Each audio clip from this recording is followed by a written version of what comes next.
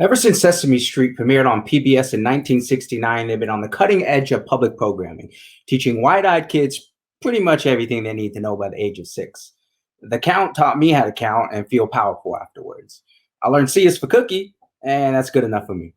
When Mr. Hooper died, I understood my next door neighbor, Mr. Dan, wasn't coming back.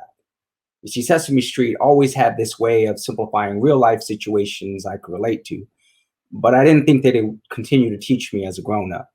I stumbled upon Little Children, Big Challenges, an initiative to build resiliency in 2 to 5 year olds facing adversity.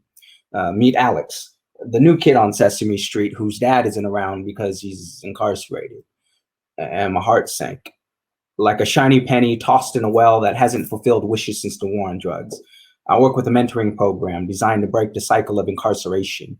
Every workshop trains kids how to be stronger than a power-hungry police officer.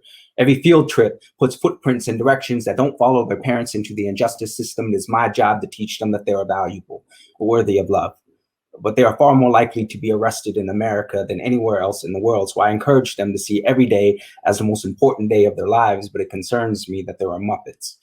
Also teaching our kids how to cope with incarceration.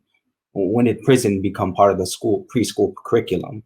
Sesame Street seemed to understand that the prison industrial complex invests more money for our kids than the state does. And the public school system isn't designed to deal with post-traumatic stress of midnight raids and stolen superheroes turned into villains. Who would tell the children that their parents are not monsters? What authority does a teacher have over a parent's role behind bars? When teachers call school police to drag students out of classrooms like belligerent bar drunks, school starts to feel like a draft to the penitentiary or a pipeline to a 13th Amendment loophole. You see, Sesame Street seems to understand the militarization of our neighborhoods, our borders, and schools. What's next? Will Big Bird have a song called Hands Up, hoping they won't shoot him for his clipped wings? Will Cookie Monster have to tell us that the police are always in interrogation mode, and everything you say can and will be used against you, and that they will profile him for something as silly as his last name? You see, Sesame Street is where a lot of us grew up learning the essentials to everyday life. At what point did we realize that everyday life includes 2.7 million children with parents locked up? And that's an 80% increase in only 20 years. So if we don't do something more than just Muppets,